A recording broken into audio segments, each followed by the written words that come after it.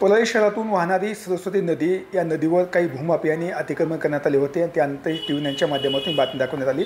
त्यानंतर प्रशासन कुठे दखल घेतली, पंकजा मुंडे दखल घेतली, मात्र त्याच नदीवर आता 50 कोटीचे काम मंजूर करण्यात आलेलं आहे। मात्र पण त्या आधी त्या एक नगरसेवक आपले माजी नगराध्यक्ष दीपक नांदे देशमुख त्यांनी एक पोस्ट केली आहे की माझा देखील संतोष देशमुख करण्यात येईल। मात्र अशी पोस्ट का केली आणि त्यांनी काही पत्र पण दिले होते की हे काम त्या गुत्तेदार देण्यात येऊ नये, पण मात्र ते काम 50 कोटीचे काम त्या गुत्तेदार देण्यात आलेले आहे आणि त्याच्यामुळे त्यांनी एक पोस्ट केलेली आहे। नेमकं आता माझ्यासोबत आहेत माजी नगराध्यक्ष आहे दीपक नांदे देशमुख। नाना, काय सांगाल, तुम्ही एक पोस्ट व्हायरल केलेली होती, काय नेमकं पोस्ट आहे ती? पोस्ट अशी आहे की आपल्या परळी शहरामधून मुख्य नदी सरस्वती नदीचा उल्लेख केला जातो, पण हिला नाला म्हणून संबोधून एक टेंडर काढले 50 कोटीचं रिटर्निंग वॉलचं, आणि ते माझा कमीत कमी 15 वर्ष झालं ते माझा प्रभाग आहे। गंगासागर नगर, कृष्णानगर, सिद्धेश्वर नगर ह्या प्रभागातून नदी जाते आणि त्या नदीचा प्रादुर्भाव, त्याचा पाण्याचा फ्लो हमेशा त्या गावात जातो, घरातनी जातो, नुकसान होते ते। त्यामुळे आम्ही वारंवार करून नदी संवर्धनामध्ये फाईल टाकली होती। त्याच्यानंतर आता पूर निवारण निधीमध्ये सुद्धा आम्ही त्याचा पाठपुरावा केला होता, पण आत्ता कसं तरी कुठल्या तरी आपत्कालीन ह्याच्यामध्ये आपल्याला 50 कोटी रुपये मंजूर झालेत आणि हे कामसुद्धा चांगलं व्हावं ह्या दृष्टिकोनातून आम्ही ह्याच्यात सातत्याने लक्ष देऊन पाठपुरावा करत होतो। आणि आमची अशी मागणी होती की हे काम काळ्या यादीतील गुत्तेदाराला देऊ नये। असे कॉन्ट्रॅक्टर आहेत परळीमध्ये की त्यांच्यापाशी 100-100, 50-50 गुंड आहेत आणि त्या गुंड प्रवृत्तीच्या जोरावर हे कोणाच कॉन्ट्रॅक्टरला कुठलेच ते तपासणी किंवा काही जे कागदपत्र कमी जास्त आहेत असलं काही न होता चिरीमिरी देऊन पिओ सगळे दाबून हे कामं स्वतःच्या ह्याच्यात करून घेतात। आणि असे असंख्य कामं आहेत की जे काम ते लड्डा नाथ श्रीनाथ कन्स्ट्रक्शन ते पनवेललासुद्धा काळ्या यादीत आहे। मी ते सगळं निदर्शनास आणलं। परळीतील भुयारी गटार योजना 100 कोटीची भुयारी गटार योजना सगळी नुसतं नाबूद करून टाकली। कुणीही परळीत चौकशी केली भुयारी गटार सक्सेस आहे का, तर सक्सेस नाही, नुसते पैसे उचलून घेतलेत आणि तेच ओरडतं आहे आमचे पैसे राहिले।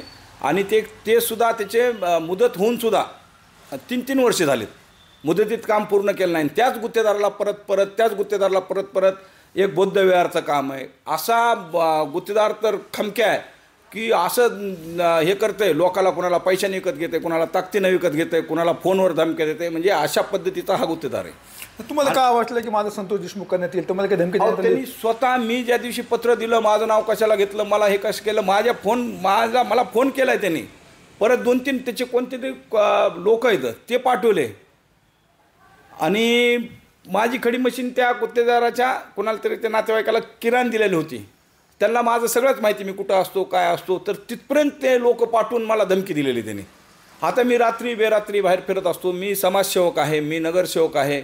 परळीमध्ये आधीच एवढा गोंधळ झाला आहे परळीमध्ये की बघता सोय नाही। तुम्ही पाहिलं ते एक नगर अध्यक्ष राहिलेले आहेत, आपण पाहिलं ते गेल्या वर्षी या सरस्वती नदीमधून अनेक ठिकाणी पाणी घुसलं होतं।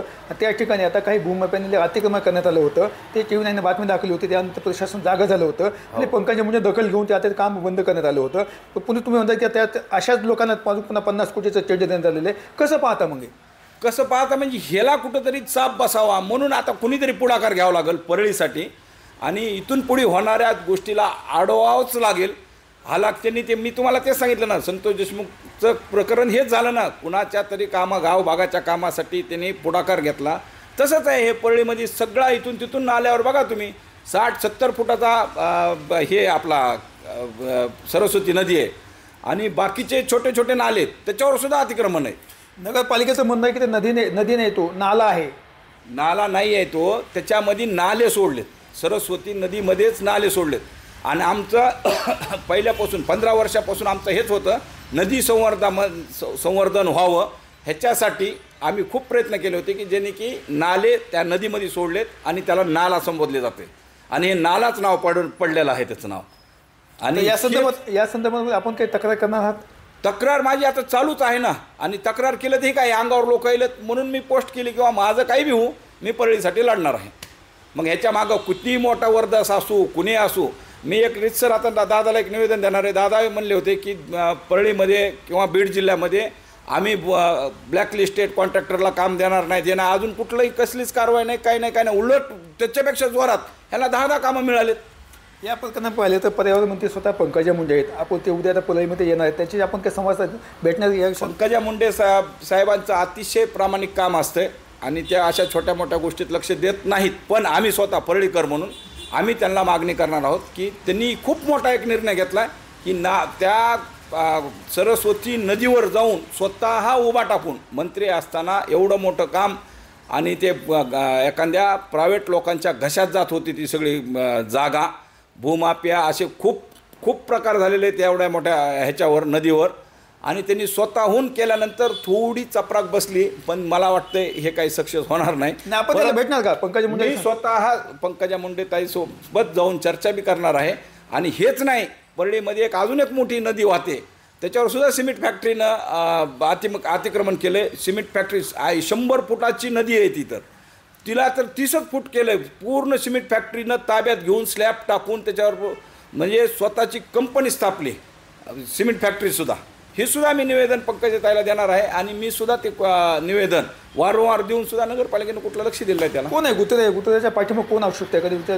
आपल्या इथं परळीतले छोटे मोठे राजकीय हस्तक्षेप, मी आता ते नाव आहे तुम्हाला 2-4 दिवसात मी सांगणार आहे. मला ज्याचे फोन आलेत हे नाही आवरलं तर मी स्पष्ट सांगणार आहे की मला ह्याचा फोन आला आहे आणि ह्याच्याबद्दल शासनानं सुद्धा लक्ष द्यावं. कारण मी जर चांगलं काम करत असताना मला जर कोणाचा फोन येत असेल कुणीही असो मग तिथं मी ते थांबणार नाही, मी कामच करणार आहे परळीसाठी. आता काय मागणी असेल तुमची? आता मागणी एकच आहे की ते जे 4 कॉन्ट्रॅक्टर आलेत त्याची व्हेरिफिकेशन मुख्य अधिकाऱ्यांनी करावं. सगळ्यात मोठी जड मुख्य अधिकारी आणि दीक्षित नामक एक टेंडर क्लर्क आहे, फार हुशार आहे ते. म्हणजे कुणाचे कुठं दुखणे लावायचे आणि कुणाला टेंडर द्यायचे सगळे तेच करते, तेच लिपोपे भरते, तेच तिघा चौघाचे कागद टाकते. कॉन्ट्रॅक्टरला माहिती बी नसते, त्या कॉन्ट्रॅक्टरला बिल निघाल्यास काही लोकांना कळते. ह्याच्या गाड्याचे सुद्धा नावावर हे जे दीक्षित नावाचा जे क्लर्क आहे ह्याच्या गाड्याच्या नावावर सुद्धा परळीत नगरपालिकेचं असंख्य कोटीचे काम आहेत. दीक्षित आणि शिवची चौकशी झाली पाहिजे. चौकशी बिलकुल व्हायलाच पाहिजे. हेच नाही, हे जेव्हापासून आलेत का तेव्हापासून व्हायला पाहिजे. कारण मी पत्र देऊन सुद्धा एवढ्या फास्ट काम त्यांनी 1 घंट्यामध्ये त्याला ऑर्डरसुद्धा द्यायची तयारी केली त्यांनी. आणि चांगले गुत्तेदार आहेत नामांकित आणि त्यांना ते काय म्हणते ते हे कागद नाही ते कागद नाही. हालाकी सगळे कागद त्यांच्या पैसे असताना माझ्याकडे ते पुरावेसुद्धा आहेत, ते सगळे पेपर आहेत. मी मुख्य अधिकाऱ्याला हालाकी ज्याला कॉन्ट्रॅक्टरचे हे कमी असतात पेपर त्याला रितसर मेल करावं लागेल, रितसर त्याला तुमचे हे कागदपत्र कमी आहेत म्हणून हे द्यावं लागेल. असेल तर त्या पूर्तता करा, नाही तर तुमचं टेंडर कॅन्सल करा अशी नोटीस द्यावं लागेल. असलं कुठलंही काही न करता गुत्तेदाराची चौकशी झाली पाहिजे. गुत्तेदाराची चौकशी झाली पाहिजे. ह्या गुत्तेदाराची ब्लॅकलिस्टमधली मी सुद्धा सगळे कागदपत्र दिलेत. हेच नाही, जेवढे गुत्तेदार आहेत समजा काम ऑर्डर घेऊन काम करत नाहीत आणि पैसे उचलून बसलेत, ह्या सगळ्या गुत्तेदाराची चौकशी करायला पाहिजे. तुम्हाला माहिती आहे का, परळीला एक वरदान होतं, एक मला ती गोष्ट ते लक्षात नाही येणार. 7 ताळाची परळी होती, पण कोणातरी विद्रूप ह्याच्यामुळं ती कोपली आणि पालती परळी म्हणतात.